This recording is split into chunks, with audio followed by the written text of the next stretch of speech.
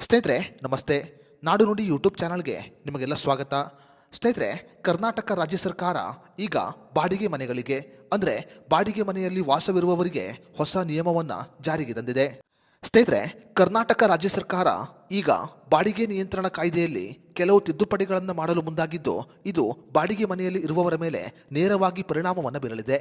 ಹಾಗಾದರೆ ಬಾಡಿಗೆದಾರರು ಮತ್ತು ಬಾಡಿಗೆ ನಿಯಂತ್ರಣ ಕಾಯ್ದೆಗೆ ಸಂಬಂಧಪಟ್ಟಂತೆ ಕರ್ನಾಟಕ ರಾಜ್ಯ ಸರ್ಕಾರ ಮಾಡಿರುವ ಪ್ರಮುಖ ತಿದ್ದುಪಡಿಗಳು ಯಾವುದು ಅನ್ನೋದರ ಬಗ್ಗೆ ಸಂಪೂರ್ಣ ಮಾಹಿತಿಯನ್ನು ಈ ವಿಡಿಯೋದಲ್ಲಿ ನಾವು ನಿಮಗೆ ತಿಳಿಸಿಕೊಡ್ತೀವಿ.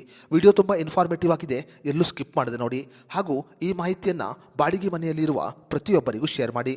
ಸ್ನೇಹಿತರೆ, ಕರ್ನಾಟಕ ರಾಜ್ಯ ಸರ್ಕಾರ ಈಗ ಬಾಡಿಗೆ ವಿವಾದಗಳನ್ನು ಅಪರಾಧವಲ್ಲ ಅಂತ ಪರಿಗಣನೆ ಮಾಡಿದ್ದು, ದಂಡವನ್ನು 10 ರಿಂದ 20 ಪಟ್ಟು ಹೆಚ್ಚಳ ಮಾಡಿದೆ.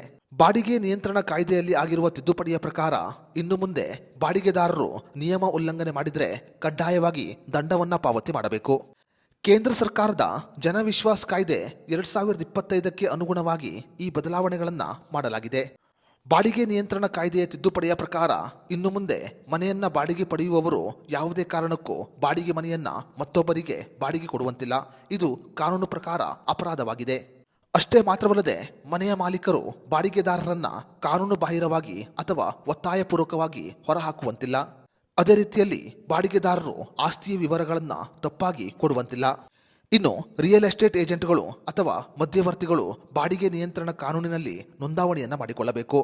ಅದೇ ರೀತಿಯಲ್ಲಿ ಹೊಸ ತಿದ್ದುಪಡಿಯ ಪ್ರಕಾರ ಇನ್ನು ಮುಂದೆ ಕರ್ನಾಟಕ ರಾಜ್ಯದಲ್ಲಿ ಮನೆಯ ಮಾಲೀಕರು ಬೇಕಾಬಿಟ್ಟಿ ಬಾಡಿಗೆಯನ್ನು ವಿಧಿಸುವಂತಿಲ್ಲ. ಇನ್ನು ತಿದ್ದುಪಡಿಯ ಪ್ರಕಾರ ಮನೆಯ ಮಾಲೀಕರು ಅಥವಾ ಬಾಡಿಗೆದಾರರು ಸರ್ಕಾರದ ಕಾಯ್ದೆಗಳನ್ನು ಉಲ್ಲಂಘನೆ ಮಾಡಿದರೆ ಅವರಿಗೆ ದಂಡ ಅಥವಾ ಜೈಲು ಶಿಕ್ಷೆಯನ್ನು ವಿಧಿಸಲಾಗುತ್ತೆ.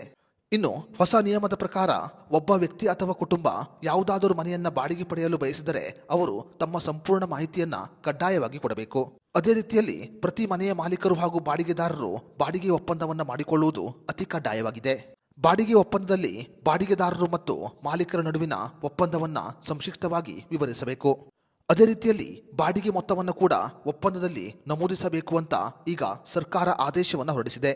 ಕರ್ನಾಟಕ ರಾಜ್ಯ ಸರ್ಕಾರದ ಈ ನಿಯಮ ಮನೆಯ ಮಾಲೀಕರು ಮತ್ತು ಬಾಡಿಗೆದಾರರಿಗೆ ಅನ್ವಯ ಆಗಲಿದೆ. ಬೆಂಗಳೂರು, ಮೈಸೂರು, ಹುಬ್ಬಳ್ಳಿ, ಧಾರವಾಡ ಸೇರಿದಂತೆ ಹಲವು ಜಿಲ್ಲೆಗಳಲ್ಲಿ ಮನೆ ಬಾಡಿಗೆಯ ಬೆಲೆ ಬಹಳ ಹೆಚ್ಚಾಗಿದೆ. ಇದು ಬಾಡಿಗೆದಾರರ ಮೇಲೆ ನೇರವಾಗಿ ಪರಿಣಾಮವನ್ನು ಉಂಟು ಮಾಡ್ತಾ ಇದೆ. ಈ ಕಾರಣಗಳಿಂದ ಕರ್ನಾಟಕ ರಾಜ್ಯ ಸರ್ಕಾರ ಈಗ ಬಾಡಿಗೆ ಒಪ್ಪಂದ ನಿಯಮದಲ್ಲಿ ಬಹುದೊಡ್ಡ ಬದಲಾವಣೆಯನ್ನು ಮಾಡಿದೆ. ಕರ್ನಾಟಕ ರಾಜ್ಯ ಸರ್ಕಾರದ ಈ ಹೊಸ ನಿಯಮ ಬಾಡಿಗೆದಾರರ ಸಂತಸಕ್ಕೆ ಕಾರಣವಾಗಿದೆ. ಸ್ನೇಹಿತರೆ, ನೀವು ಕೂಡ ಬಾಡಿಗೆ ಮನೆಯಲ್ಲಿ ವಾಸವಿದ್ದರೆ ನೀವು ಯಾವ ರೀತಿಯ ಬಾಡಿಗೆಯನ್ನು ಪಾವತಿ ಮಾಡುತ್ತಿದ್ದೀರಿ ಮತ್ತು ನೀವು ಯಾವ ರೀತಿಯಲ್ಲಿ ಬಾಡಿಗೆ ಒಪ್ಪಂದವನ್ನು ಮಾಡಿಕೊಂಡಿದ್ದೀರಿ ಅಂತ ನಮಗೆ ಕಮೆಂಟ್ ಮಾಡಿ.